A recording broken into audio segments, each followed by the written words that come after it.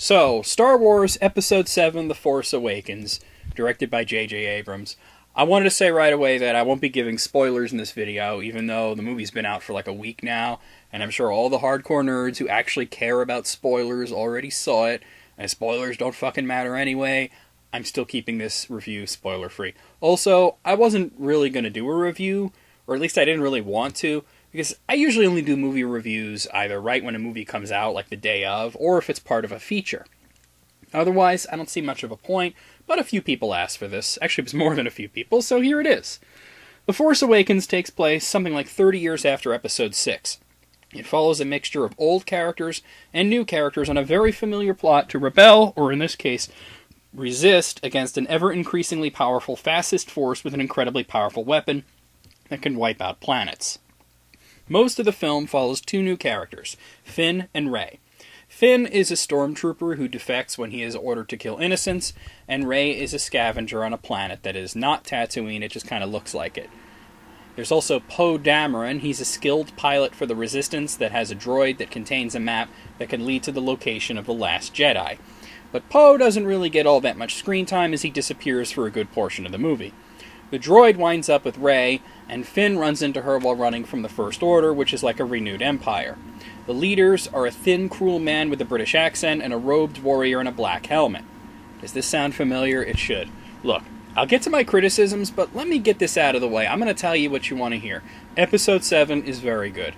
It's a movie full of great action, interesting characters, and an air of mystery that Star Wars hasn't had for a long, long time, not since Empire Strikes Back. And also, I just wanted to say that at times it's genuinely funny. There are a few laugh-out-loud moments. It's better than the prequels, and I'd say it's better than Return of the Jedi as well. I love the look of the film, and I'm a fan of a lot of the new characters, especially Rey, the mysterious scavenger who slowly is learning the Force, and Kylo Ren, who is the conflicted and complex villain. I was also getting to like Poe Dameron, but he just isn't there enough. He disappears for most of the movie. The thing is, it's very familiar, almost to a fault.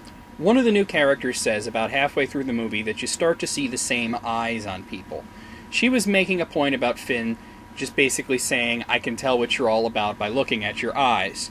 But for me, it meant archetypes. Rey is very much like Luke. She's discovering new powers after being swept up in a grand scheme from humble origins. Poe Dameron is the cocky but skilled pilot. He's like Han. Even familiar characters, like let's talk about Han Solo. To me, I think he's filling in for Obi-Wan Kenobi, especially towards the end of the film, which I won't talk about. It just screams out Obi-Wan Kenobi, especially as he was in the original Star Wars.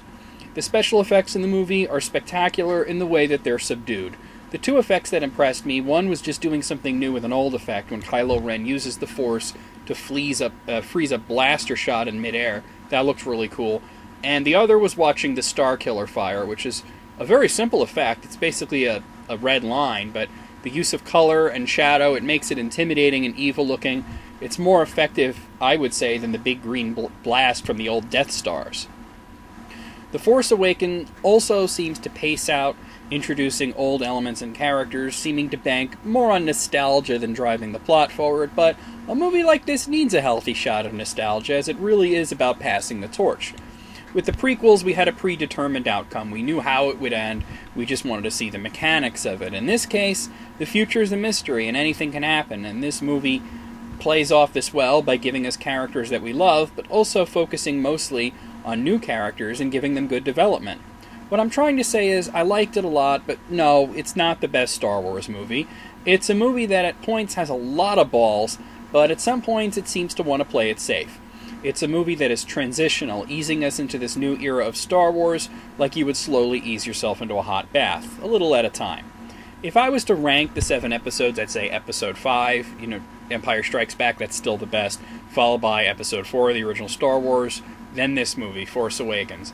Then I would put Episode 3, Revenge of the Sith, and then I'd put Episode 6, Return of the Jedi, then Phantom Menace, and then Episode 2, Attack of the Clones is down there at the bottom. That's the worst one. And that Clone Wars movie, that never fucking happened. I'll give this one a 9 out of 10. I recommend it, but it is a little overhyped.